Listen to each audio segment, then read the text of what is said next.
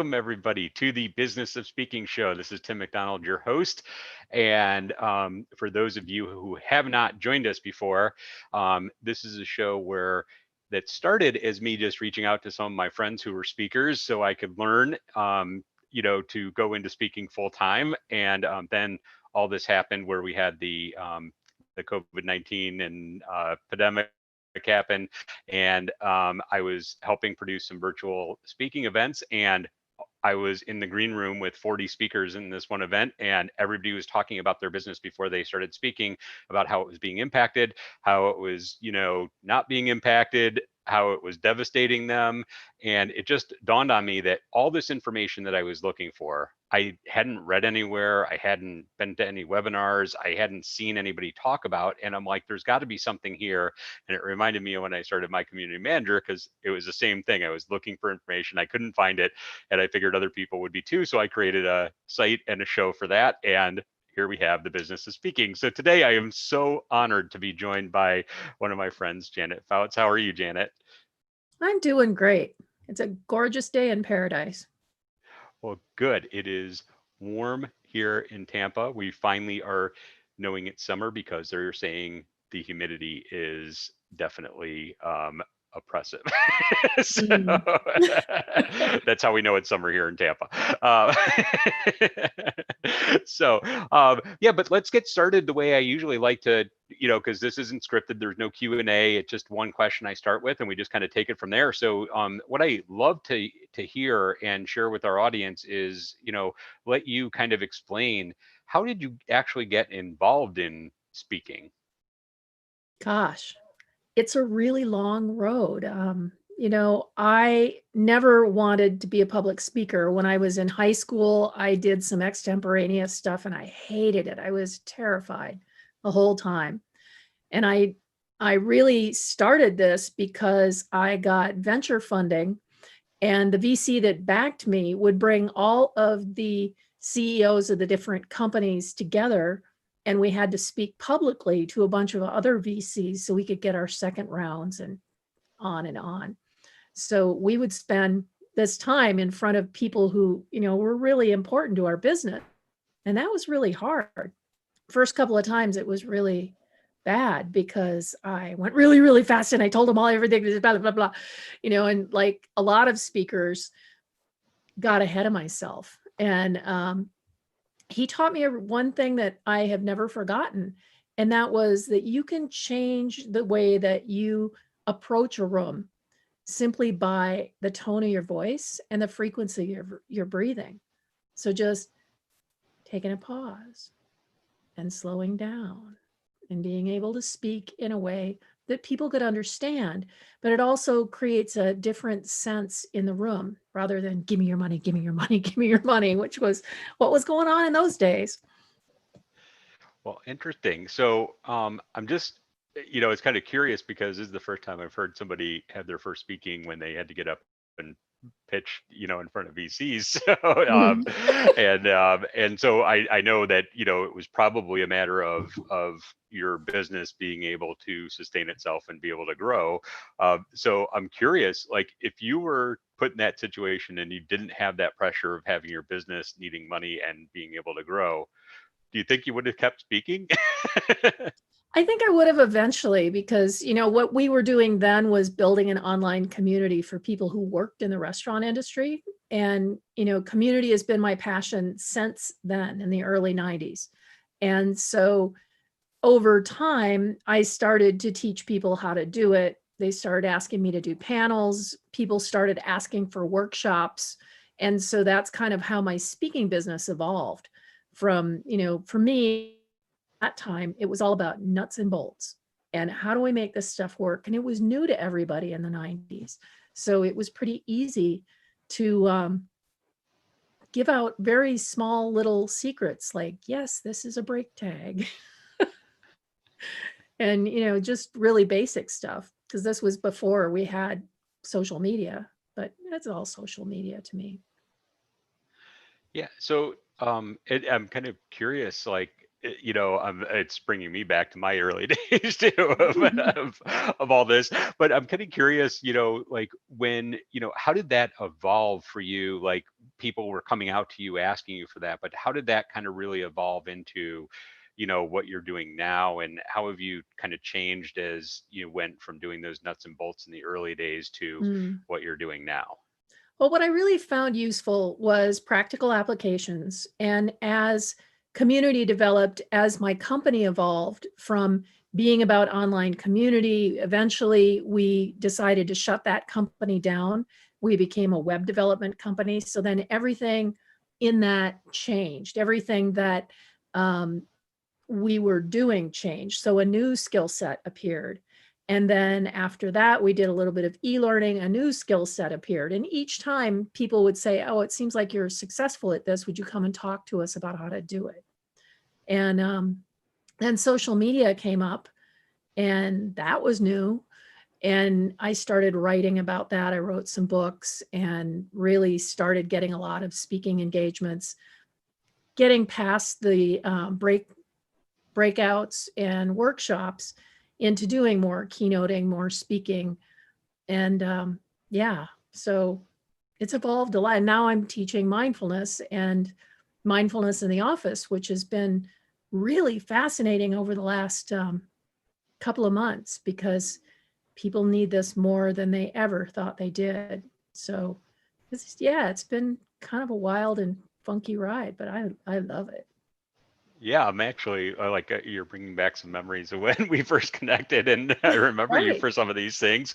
And you said something interesting because I heard like it was something in the way you said it when you started writing books, your speaking changed. It sounded like, Hmm. and Yeah, how did doing that more keynotes. happen? You get Yeah. lots of breakouts when you have the nuts and bolts, which is great. I love practical application, which is why now I do so many retreats and things like that. But getting the getting more money as a speaker is really reliant on having a bigger story to tell than more of the technical nuts and bolts. And I mean, I've heard it, it's not uncommon where in speaking, a lot of people tell you that you need a book. It's kind of, I've heard it referred to as the most expensive business card you'll ever have. Um, Okay. but, but it doesn't sound like you wrote the book to get speaking. It Not sounds like you just, initially. yeah. Yeah. So the first three books were about nuts and bolts. How do we make this stuff work? There was social media success. There's a book on Twitter. There's even one on Google Plus, which Google Plus. And, then I started expanding that. I wrote a couple other books. I wrote a book on mindful social marketing that was really well received. And that completely changed my speaking business because it was more conceptual. And that was easier for people to go, oh, there's a talk in that rather than, oh, she's going to teach me how to use Twitter. No, it's very interesting. I think the nuance between the nuts and the bolts and I guess Hmm. the higher level, right? The more the strategy aspect of things. And Yeah, just more um, conceptual. yeah, and how are people? How do you view like did your clients change? Did your fees change? You know, Mm. how did that kind of impact by doing these other things on the nuts and bolts versus the conceptual talks? What kind of change from the practical side of the business for you? Yeah, it's interesting. In the beginning with social media, I was doing a lot of, 1-2 day workshops on how to make social media work for the business. And so, people were really interested in that and those sold really well. And being able to do that kind of work and help people get really down and dirty and get into it. And then people started asking me to, fly all over the place. I had a really great trip to Malaysia where I did a 2-day workshop there. And, that was profitable, but it was also my favorite thing in the world is to travel. So I started doing a lot more of that. A couple of years ago, let's see, I guess it's about, wow, It's about 7 years ago, when I really started working more into the mindfulness space and helping people understand how to communicate more mindfully. I was really disillusioned with social media and how, we were really getting into push marketing, and we were really making people buy stuff in that kind of Mad Men, you want this, you must have this kind of way. And I didn't like that. So I wrote the book, Mindful Social Marketing, and that pivoted my business again to, oh, there's more to this than just marketing. And oh, there's nuance. And oh, we could actually listen to people before we tell them what to buy. So that made a big difference in the kinds of clients that I got.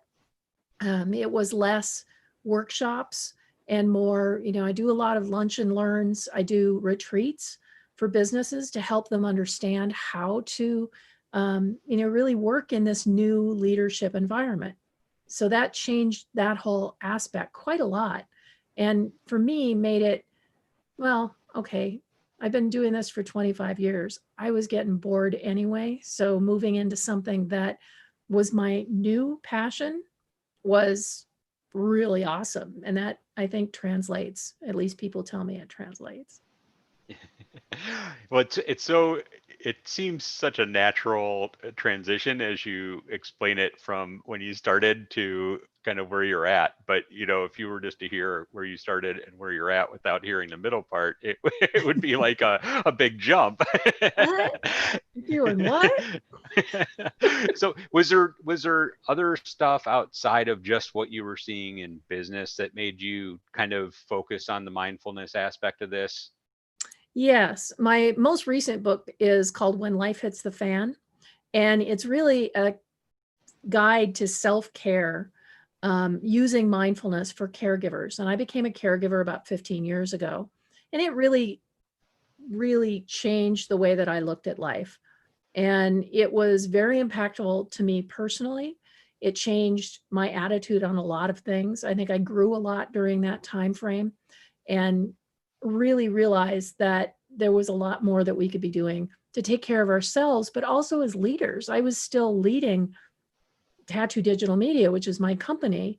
And so making that a mindful company, finding better ways to be a leader, still survive being a caregiver, still get through running a business, and doing all of those things pulled all that together. And so that was a real pivotal point for me to say, okay, social media is great. I still love it. But what I really want to do is encourage people to be better humans. It's one of the reasons I changed my title. I don't know if you noticed on LinkedIn, but it's Human Potential Facilitator. And it's really means a lot to me that it isn't just about how can I get from A to B. It's how can I really enjoy that trip and have other people enjoy it too. No, I love that, and I wish there was more of that, and so I'm so happy you're sharing this with the world. As we kind of look at, and I've heard you say obviously books. I've heard you talk about workshops. We know you do keynotes. If we look at your revenue streams, as I mean, forgetting that we, mostly can't go out in person with people right now, but taking that out of the equation and looking at this maybe back in December, Mhm. what is your revenue streams look like for your overall business? It's kind of a lot of different streams coming together. It's kind of Ghostbuster-ish. In this case, I do cross the streams because I do retreats. And so I'll do, like a 3-day corporate retreat. I've done them for individuals that come together. I've also done some, I did one for Berkeley Law about, I don't know, 3 months ago seems like yesterday, but I think it's been a little longer than that. So doing those kind of leadership retreats has been a really good revenue stream for me. Speaking on the stage, I've been doing a lot less of that in the last couple of years, just because I had other priorities. So I've been virtual I've been using Zoom, I think, pretty exclusively for at least 2 years, maybe longer. And it's really good for me as a coach. So that's another revenue stream. So we've got the retreats, we've got the workshops that I do online. I do master classes online. I've been doing lately, which has been more profitable than I thought it might be. I've been doing these mindfulness talks at all hands meetings. So I've worked with companies like Samsung, for example, that they had an all hands, and then they invited me to come and help people understand how to work at home, how to manage this new way of communication that, isn't first nature for us. Even though, people like you and I have worked from home for a very long time and it's comfortable for us, this is not what that's like. What we're experiencing right now and the stress levels and the just crisis level that we're at, having the family at home, having to create spaces, all of those things. So how do we work in this disruptive environment? And after having done a couple of those, I got a lot more of those because people liked it. They told their friends at other corporations. And that's been very good for me too. So I've been doing virtual has been good for me. Virtual has been very, very good to me. Oh, and as I'm listening, and I hear this a lot, is the referrals are so powerful in Mhm. this business. But when you look at your business now, is it almost exclusively all referrals, or how else are you getting business? Are you doing any outbound stuff? Are you doing, is it just people finding you? How is that working? It's funny, since early 2000, my business has always been referral only. I have run Facebook ads, and it was one of the things that I did for clients. But realistically, all it is awareness. My social media presence has been very useful to me, though. Not the paid social, but, you know, actual social. Or organic? Um, you Is know, it? It's so important though, this whole I'm going to spam you with ads until you fill a funnel and then you're going to drip down and sooner or later you're going to care. Gosh, I can do that without paying somebody. So I'm putting my social media hat on. Um, I really think that to me, what we need more and more is that personal connection and those referrals. And we get those through actually putting out really great content that people care about, and then looking at your stats, seeing what kind of things people are really interested in, and then doing more of that. So then I get more direct messages, I get conversations, I get people one to one like we are now, and talk to them. And then they hire me or they refer me, either one, and both are great. I love that. I love it. So it's, as I like to call it, you're bringing people in. Mhm. I know we're kind of getting close to the end, but not quite to the end. I usually like asking because it kind of reveals what you've learned on your journey and also is helpful for others. Is, what would you look at and give somebody who's getting involved in speaking today, as a piece of advice to help them really get started that you wish you would have had when you started? I think it's really all about stop trying to be somebody else and stop trying to do all the things they tell you that you need to do, and really sit back and look at what matters to you and how that's going to translate to other people. Because at the end of the day, nobody's going to pay you to stand on a stage to pretend to be somebody else. They're going to have you stand on the stage because they like the way you present yourself. Maybe you make them laugh, maybe you make them think, maybe you make them run away screaming. All of those things are impactful and they remember you. But if you're trying to be somebody else, you aren't memorable and you're not going to get that going. And, something that my friend Kari Anderson taught me pretty early on was everything is about mutuality. It's about mutual relationships, mutual respect, mutual caring. And when you bring those things together, then it's natural for people to want to hear more, for people to want to talk to you, because you're real and you're going to give back. It's not about, can I make more money to get on the stage and say the same speech that I've said 9,000 times?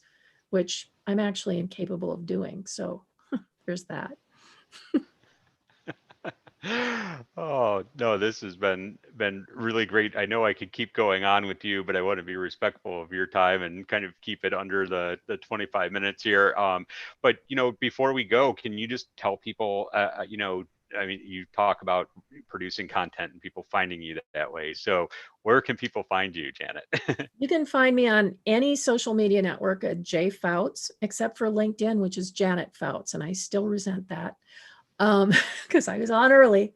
My website is janetfouts.com, or my mindfulness website is nearlymindful.com. Well, fantastic. And for those of you watching us on YouTube, we're going to sign off right now. I thank you for watching The Business of Speaking. And if you haven't already, please visit speaking.business, sign up for our email, because right after I get off with Janet, we're going to keep recording, just not on YouTube. And she's going to give me an answer to a piece of information that all of our email subscribers will get. So thank you for joining, and be sure to visit speaking.business and sign up for the email, and you will learn what we're just about to learn from Janet in just a second. Thank you Thank you, so much for everybody. joining us, Janet. Oh, my pleasure.